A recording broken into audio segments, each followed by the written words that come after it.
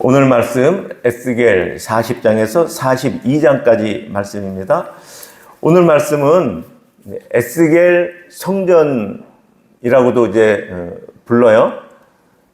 이게 실제하는 성전은 아니지만 뭐 솔로몬 성전이 있었죠. 근데 에스겔 성전이라고도 부르는 그 지금 측량한 그 내용인데, 사실 이거대로 이제 다 측량하면 여기 있는 이제 그림 같은 게 나오는 거죠. 그림의 성전이. 근데 우리가 이제 뭐 경복궁이나 이게 우리도 그 조선이나 그때 이제 그런데 왕궁 같은 데 가보면 사실 왕궁만 딱 그 왕이 있는 데만 있는 게 아니라 그 주위에 뭐 대신들, 또 그 주위에 또 그 궁을 다 지키는 그 병사들, 또 뭐 쉽게 말하면 뭐 여인들, 뭐 내시들, 뭐 그들이 있는 방들이 다 이렇게 있는 거거든요. 지금 그거 생각하면은 지금 이게 지금 너무 당연한 거죠. 그죠? 이 방들, 요 그림 한번 보세요. 그죠? 지금 뭐 동문, 북문, 남문을 다 설명한 거고, 거기서 또 들어가는 그 문들을 다 설명한 거고, 그 층계의 그 개수까지 7개, 8개 그 개수까지 다 설명한 거고, 또 아까 박석 깔린 돌 그런 단어들이 나오잖아요. 그렇죠? 17절 그림 그 위에 17절도 보면은 그렇죠? 박석 깔린 땅 위에 여러 방이 있는데, 박석은 얇은 돌, 그렇죠? 얇은 박자의 돌.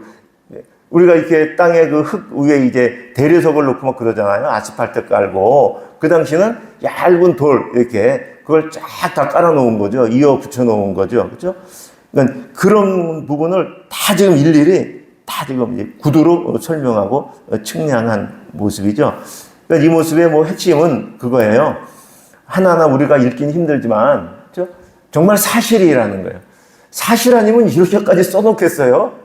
정말 누가 소설로 써놓고 그냥 써놓나 그러면 이런 표현이 불가능하죠. 또 하나는, 하나님이 지금 이제 다스리신다. 왜냐하면 성전이 있는 그 이유가, 경복궁이 있는 이유가 그 주변에 그 사람들이 머무는 것 때문에 써 있는 게 아니라 그 왕이 그래서 거기 거하신다. 그것이거든요. 그러니까 이 성전도 설명이 많이 있는데, 하나님께서 거기에 거하시는구나. 그렇게 큰 틀로 보시면 좋겠고, 오늘 본문 뭐 한 절 한 절 보기가 좀 많이 어려운데, 일단 한 4절 정도만 먼저 보면은 40장 3절. 같이 읽겠습니다. 시작. 나를 데리고 거기에, 맞나요? 40장 3절. 시작. 나를 데리시고 거기에 이르시니 모양이 녹같이 빛난 사람 하나가 손에 삼줄과 측량하는 장대를 가지고 문에 서 있더니, 이제 이 뒤에 이제 5절부터는 정말 다 측량하는 거니까 이제 그 전에 요 내용을 이제 보면은 그래요. 이것이 지금 성전을 교회로 지금 이렇게 비유해 보면은, 교회가 어떻게 세워져야 될까? 하나님의 기준대로 세워져야 된다는 거죠. 지금 이 사람이 측량하잖아요. 그래갖고 그대로 하나님의 계획 가운데 그것들이 다 지어진 거고, 그 치수 하나하나가 그냥 건물을 지은 게 아니라 하나님께서 그 치수, 두께, 그 구조, 그 안전, 또 그 용도, 그 모든 것이 하나님의 그 기준대로 그대로 설계되고, 그것이 우리한테 지금 보여진 것이거든요. 성전이 하나님의 기준대로, 사람이 그냥 이렇게 거기 방이 있어야 돼, 여기 방이 있어야 돼, 두께 이 정도면 되지, 뭐 3층이면 되지, 그렇게 지은 것이 아니라 하나님께서 직접 다 지으시고 그것이 측량하니 그렇게 된 거예요. 그러니까 지금의 교회도 하나님의 기준대로 교회가 이렇게 세워져야 된다. 그래야 교회가 세워진다. 그러면, 그렇지 않으면 우리의 생각으로 이렇게 하면 될 것 같은 거, 그 방법으로는 교회는 세워지지 않아요. 사람의 모임은 세워져요. 근데 우리한테는 사람의 모임 세우는 건 우리가 익숙해요. 여지껏 살아오면서 그렇게 해왔거든요. 근데 하나님의 교회는 성경 안에서 하나님의 가르침대로 또 하나님께서 보여주신 대로 이렇게 행해야 되는 것. 그래야 교회가 세워지는구나. 그것을 우리가 조금 이렇게 이해했으면 좋겠습니다. 그러면서 4절 이어서 같이 읽겠습니다. 시작. 그 사람이 내게 이르되 인자야 내가 내게 보이는 그것을 눈으로 보고 귀로 들으며 내 마음에 생각할지어다. 내가 이것을 내게 보이려고 이리로 데려왔나니 너는 본 것을 다 이스라엘 족속에게 전할지어다. 그렇죠? 에스겔에게 먼저 하나님이 보고 듣고 네 마음에 그것을 새겨라 라고 말씀하시죠. 사실 이것도 또 이제 우리에게 내가 먼저 이렇게 하나님을 만나 그 말씀을 내가 깨달아 알아. 그리고 내 안에서 성령 하나님께서 나에게 주시는 그것들을 전할 수 있는 거죠.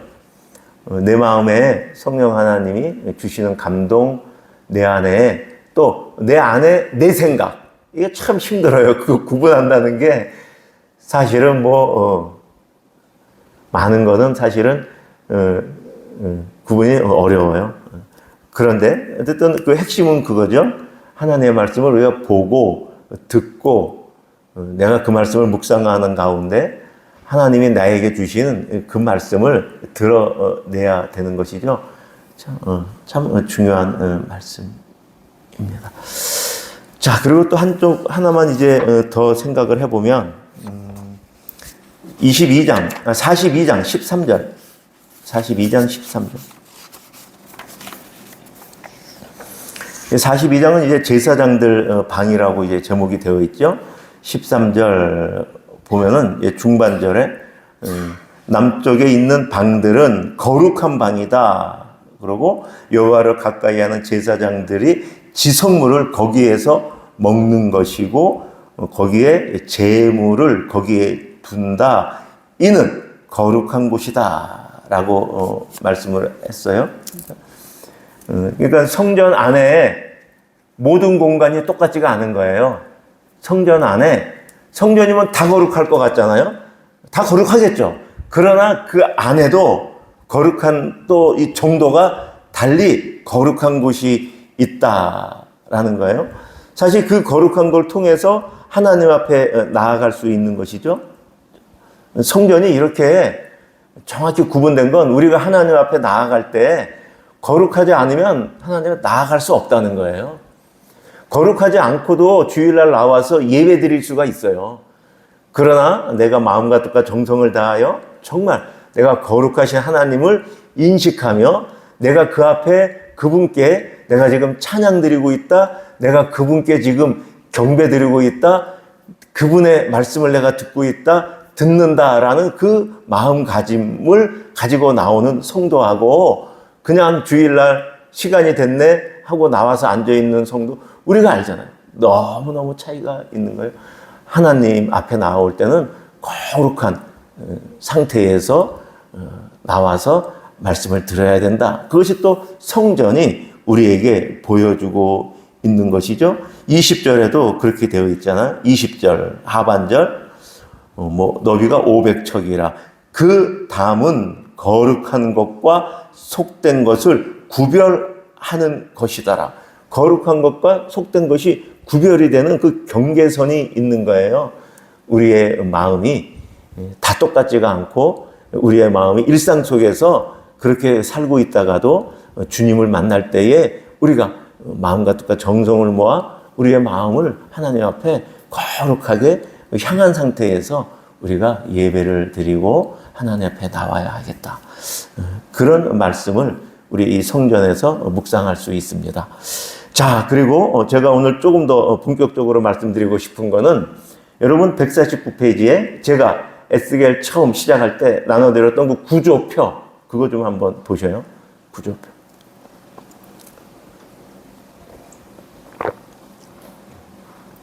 이렇게 성전 하나를 뭐 성읍, 성전 이거 측량하는 거 뭐 그렇게 뭐 그래도 이게 뭐야 하는 생각이 우리가 들 수가 있어요. 근데 이제 전체 이제 문맥 속에서 보는 게 이제 도움이 되거든요. 이런 부분들은, 어려운 부분들은.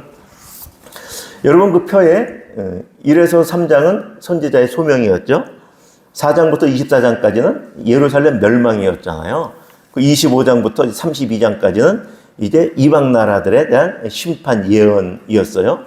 그리고 33장에서 48장이 이제 재건, 회복을 말씀하시는 거예요. 그런데 33장부터 48장이 그러면 어떻게 돼 있나? 그 구조를 보는 게 지금 참 의미가 있어요. 보세요, 여러분. 33장, 34장은 뭐예요? 파수꾼의 책무를 이야기하면서, 파수꾼 이해하시겠죠? 그 다음에 거짓 목자, 참 목자가 나와요. 여러분, 참 목자는 누구죠? 예수 그리스도예요. 목사들이 자기가 참 목자인 척하는 건 다 거짓이에요. 목사들은 오로지 성도들을 예수 그리스도 앞으로 인도해야 되는 거예요.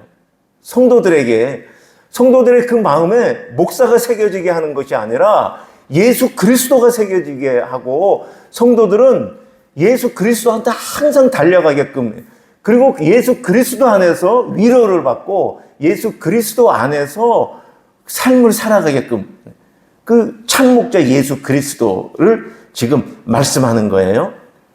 회복은 어떻게 되는가? 참목자가 회복시킨다는 거예요. 그러면 참목자가 어떻게 회복시키는가? 36절 우리 한번 찾아볼까요? 36장 26절 36장 이 참목자가 회복시키는데 36장이 몇 페이지인가요?